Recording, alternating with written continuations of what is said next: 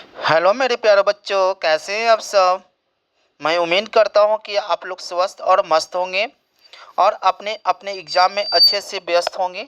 तो चलिए आज की क्लास को हम स्टार्ट करते हैं। क्लास 12th का बायोलॉजी, जिसमें आपको है ना 3 चैप्टर की बात कर रहे थे। हम ऑलरेडी 2 चैप्टर को बता दिए थे, यानी जीवों में जनन और दूसरी हो गया पुष्पी पादप में लैंगिक जनन।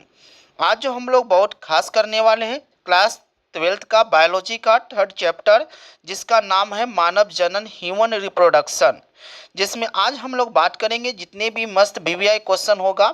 मैं आपको 30 से 40 ऑब्जेक्टिव करवाने वाला हूं और साथ साथ में आपको सब्जेक्टिव भी क्वेश्चन करवाने वाला हूं।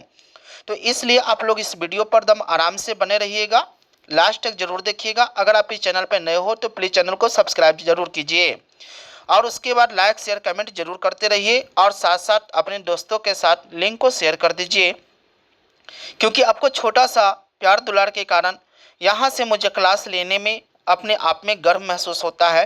तो आपका भी अपना फ़र्ज होता है कि अगर आप इस चैनल पर नए हो तो प्लीज़ चैनल को सब्सक्राइब जरूर कीजिए। चलिए, क्योंकि आपका एक सपोर्ट से यहाँ से मुझे अपने आप में एक ऐसा फील होता है कि मैं बच्चे को साथ हूँ और मेरे हमसे बच्चे जुड़े हुए हैं और बच्चे भी मेरे साथ हैं।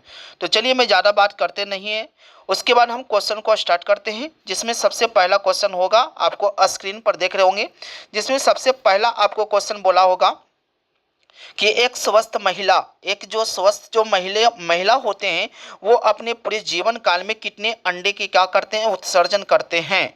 तो याद रखिएगा, मैं इसके बारे में थोड़ा सा डिटेल बता दूं कि एक महिला के जो होता है अंडाशय से जो होते हैं, ये अंडाशय से जो होते हैं प्रतिदिन यानी प्रति माह जो होता है, यानी प्रति माह जो होता है अंडाशय से जो होते हैं प्रति माह जो होता है अंडाशय से जो होता है एक अंडे का उत्सर्जन होता है। एक मंथ में, 1 मंथ में एक अंडे का उत्सर्जन होता है। इस तरह से अगर कहा जाए कि पूरे जीवन काल में एक स्वस्थ महिला जो होते हैं वो कितने के अंडे का उत्सर्जन करेंगे, 400 का। चलिए, पहला का आंसर होगा बी। चलिए, क्वेश्चन नंबर सेकंड की बात करें। इसी तरह से मैं सभी क्वेश्चन को एक एक करके डील करवाऊंगा, तो इसलिए आप लोग ना वीडियो पर आराम से बने रहिएगा, बिना वीडियो को स्किप नहीं कीजिएगा, ताकि जितने भी हम टॉपिक जो बता रहे हैं सभी एग्जाम के दृष्टि से है ना 2027 जितने भी एग्जाम होगा सभी आपको लगभग लगभग क्वेश्चन आपको एग्जाम में देखने को मिल जाएगा। और अपने कॉपी में जरूर लगाते चलिए। अगर आपके पास बायो को कॉपी है तो उसमें चैप्टर बाय चैप्टर करके आप ऑब्जेक्टिव क्वेश्चन को लगा लीजिए।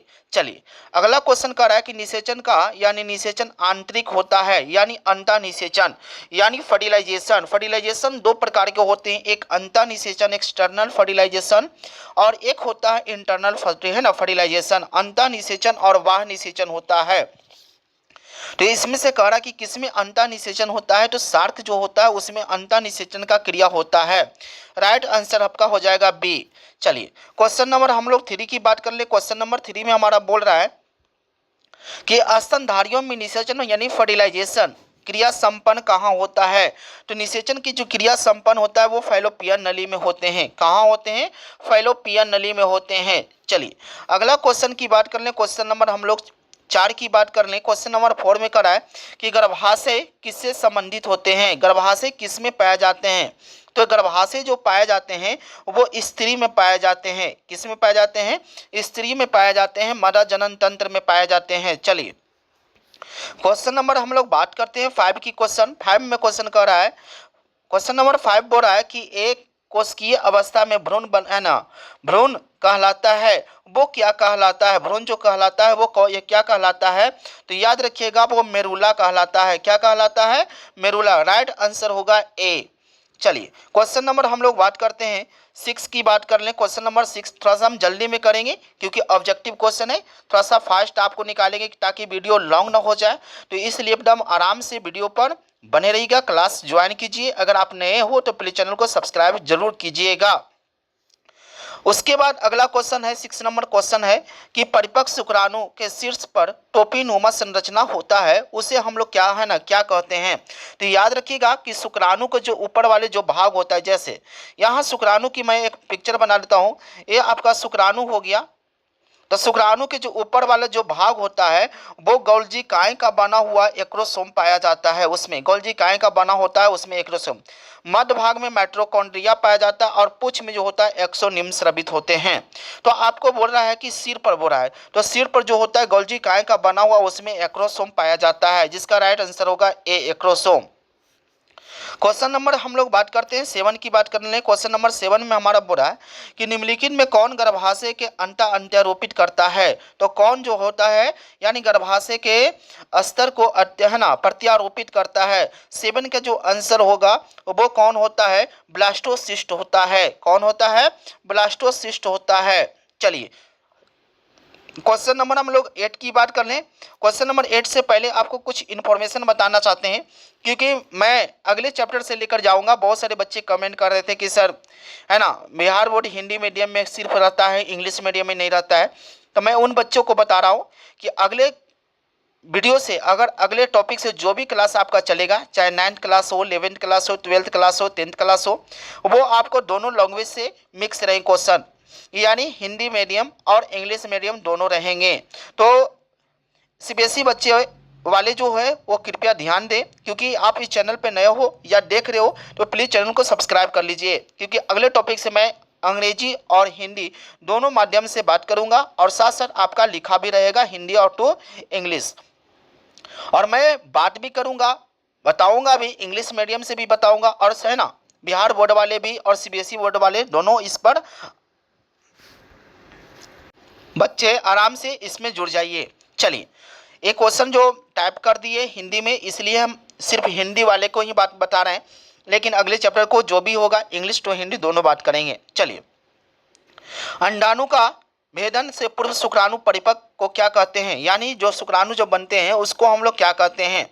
8 के जो आंसर होगा वो क्या कहते हैं, ध्यान दीजिएगा। उसमें हम लोग क्या बनता है, तो उसमें जो बनता है कैप्सिटेशन होता है। किसके कारण होता है, कैप्सिटेशन के कारण। राइट आंसर होगा ए। क्वेश्चन नंबर 9 की बात कर लें। इसी प्रकार से क्वेश्चन अगले क्लास में भी रहेगा, अगले टॉपिक का रहेगा। जैसे इंग्लिश आपका टाइपिंग किया गया है उस प्रकार से हिंदी भी टाइपिंग करा रहेगा, क्वेश्चन आंसर सब रहेगा। चलिए फैलोपियन नलिका का अंडाशय निकटतम भाग कौन होता है, यानी गर्भा यानी फैलोपियन के सबसे निकट जो भाग होता है वो कौन होते हैं, वायु कोष्ठक होते हैं। कौन होता है, वायु कोष्ठक एम्पुला होते हैं। कौन होते हैं, एम्पुला। चलिए क्वेश्चन नंबर 11 की बात कर ले। क्वेश्चन नंबर 11 में बोल रहा है कि द्विनिषेचन यानी द्विगुणित संरचना होते हैं। अगुणित द्विगुणित पढ़े होंगे, जिसमें गुणसूत्रों की संख्या जनक कोशिका के आदि होता है उसको अगुणित कहते हैं, जो जोड़े के रूप में होता है उसे द्विगुणित कहते हैं। तो इसलिए इसका जो राइट आंसर होगा वो क्या होगा, युग्म है ना, अगुणित बोला है, द्विगुणित बोला है, तो द्विगुणित जो होगा युग्मनज होगा। क्या होता है, युग्मनज, क्योंकि n प्लस n जब आपस में मिलेगा तो बनेगा 2n, यानी जब दो युग्मक जो है आपस में भाग लेता है तो बनता है युग्मनज। क्वेश्चन नंबर 12 की बात कर ले। क्वेश्चन नंबर 12 में हमारा ध्यान दीजिएगा। क्वेश्चन नंबर 12 बोल रहा है कि जालवेरिन क्या है। जालवेरिन एक प्रकार का हार्मोन है। जालवेरिन एक प्रकार की क्या है, हार्मोन है। चलिए क्वेश्चन नंबर 13 की बात कर ले। क्वेश्चन नंबर 13 में बोल रहा है कि इनमें से कौन नर युग्मक का संयोजन करके भ्रूण पुरुष कहलाता है। तो वो कौन करता है, संयोजन करता है, तो वो करता है द्वितीयक केंद्रक करता है। कौन करता है, द्वितीयक केंद्रक करता है। 13 का आंसर होगा डी, द्वितीयक केंद्रक।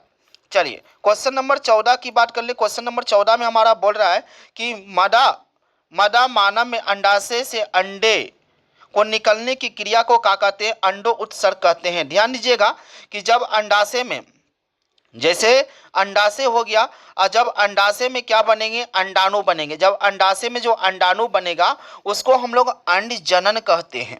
और जब अंडाशय से अंडाणु निकलकर बाहर आ जाएगा इसको हम लोग कहते हैं अंडो उत्सर्ग कहते हैं। क्या कहते हैं इसको, अंडो उत्सर्ग। तो वही कह रहा है कि मादा मानव में अंडाशय से अंडे का निकलना क्या कहलाता है, अंडो उत्सर्ग कहलाता है।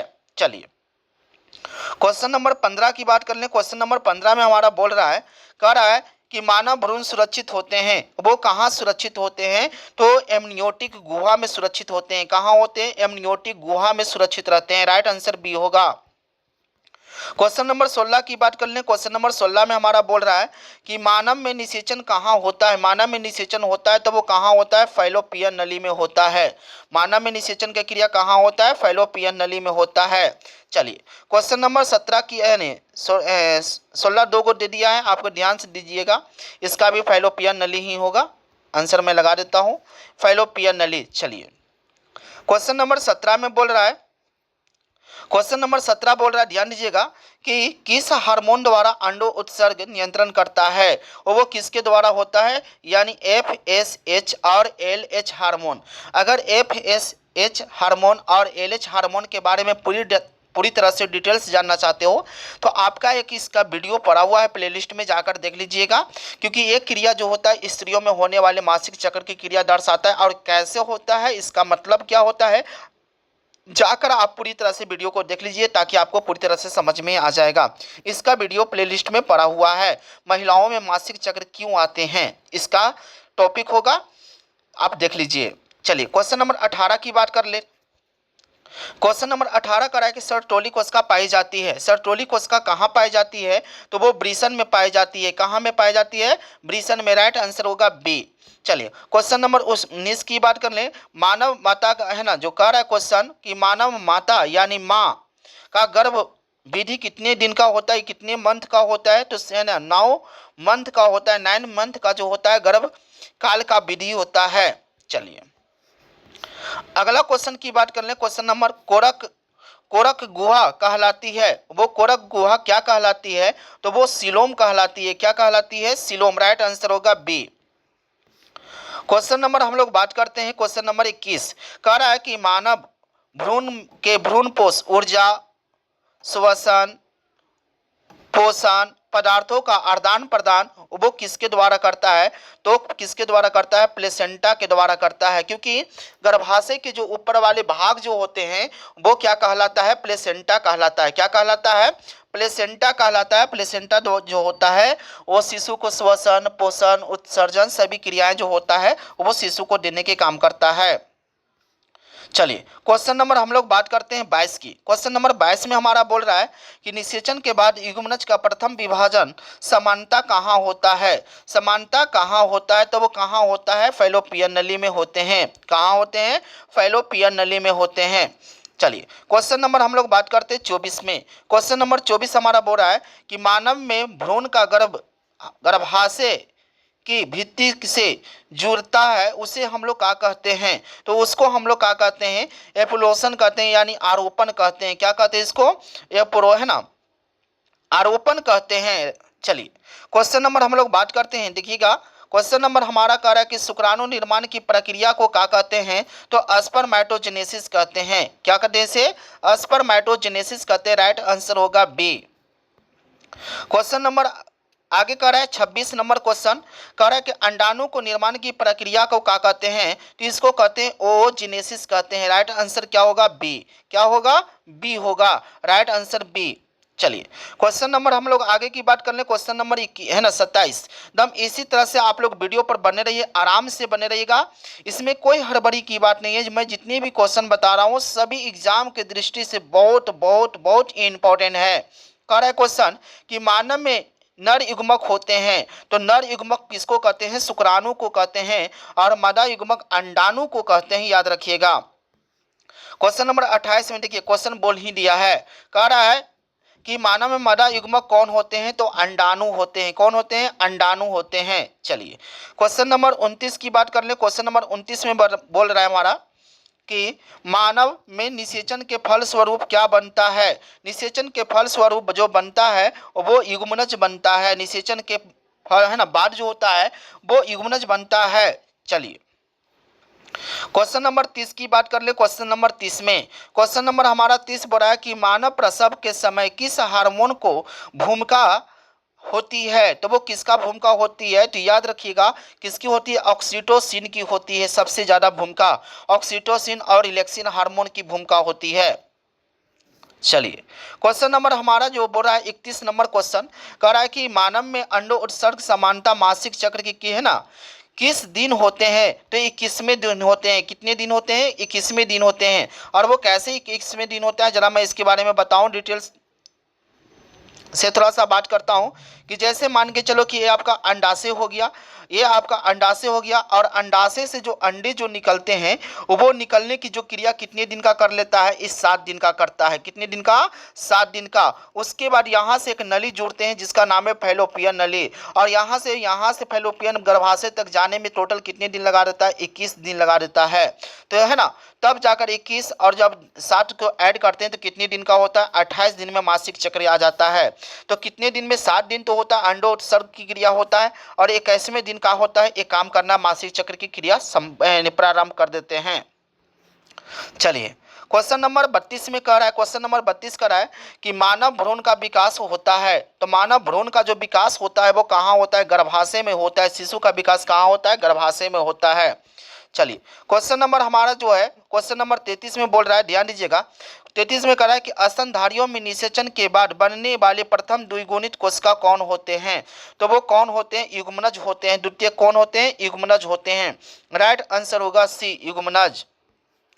क्वेश्चन नंबर हमारा जो बोल रहा है 34, क्वेश्चन नंबर 34 कह रहा है कि प्लेसेंटा का मुख्य कार्य क्या है? प्लेसेंटा का मुख्य काम है कि ऊर्जा देना, पोषण देना, सभी है ना, जितने भी काम होता है सभी काम करता है, पोषण के द्वारा करता है। चलिए तो इसका आंसर होगा पोषण पदार्थ का स्थानांतरण करना।